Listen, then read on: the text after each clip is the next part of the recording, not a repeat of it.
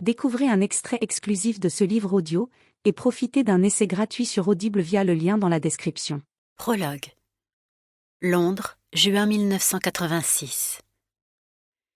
Des journaux datant de la veille traînaient toujours dans la salle télé, mais elle ne prenait jamais la peine de lire les nouvelles. Parfois, elle les ramassait pour s'atteler aux mots croisés.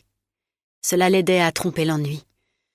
Elle prit The Sun et The Mirror, tachés de thé, les coinça sous son bras et regagna sa cellule. Par chance, elle était vide. Muriel était allée se doucher. Elle s'installa sur son lit, saisit le premier journal de la pile. Alors qu'elle cherchait les jeux, elle se retrouva face à un visage familier. Elle choisit de l'ignorer et tourna la page. Ce type était encore une immense star. Sa disparition quelques années plus tôt avait fait de lui un mythe. Il était inévitable que sa photo apparaisse de temps à autre dans la presse. Elle tenta de reléguer le passé dans un coin de son esprit. Elle trouva les mots croisés et sortit un stylo de la poche de sa combinaison. Tout en le mâchouillant, elle commença lentement à remplir les cases. Toutefois, sa concentration s'était envolée. Elle finit par abandonner, revint en arrière et se mit à lire. Reviens à Londres, Connor.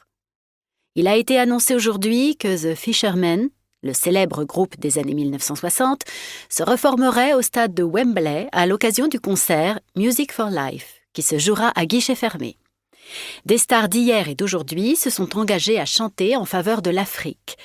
Mais la question sur toutes les lèvres est « Connor Daly viendra-t-il » Cela fait plus d'une décennie que le chanteur des Fishermen n'a pas fait d'apparition publique.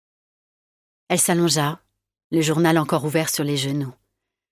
Elle avait appris à se barricader émotionnellement. C'était le seul moyen de survivre ici. Les yeux fixés sur la fissure au plafond qu'elle avait vue passer de 3 à plus de 30 centimètres, elle esquissa un sourire. Était-ce du plaisir qu'elle ressentait ? Non, pas vraiment. Cela faisait longtemps qu'elle ne croyait plus au destin. Mais il s'agissait d'une heureuse coïncidence. Si tout se passait bien face au comité de probation dans 2 semaines, elle sortirait de prison juste avant la reformation historique des Fishermen à Wembley.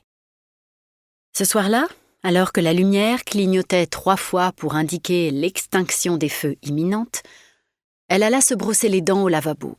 Puis elle sortit de la poche de sa robe de chambre les 4 pilules que venait de lui donner le maton et les versa sous l'eau du robinet. Elle les regarda tournoyer avant de disparaître dans le trou d'écoulement. Lorsqu'elle se retourna, Muriel la regardait, horrifiée. « Mon Dieu, qu'est-ce qui t'a pris ? Ils t'en donneront pas d'autres, tu les connais !» Livre audio complet gratuit disponible en description de cette vidéo.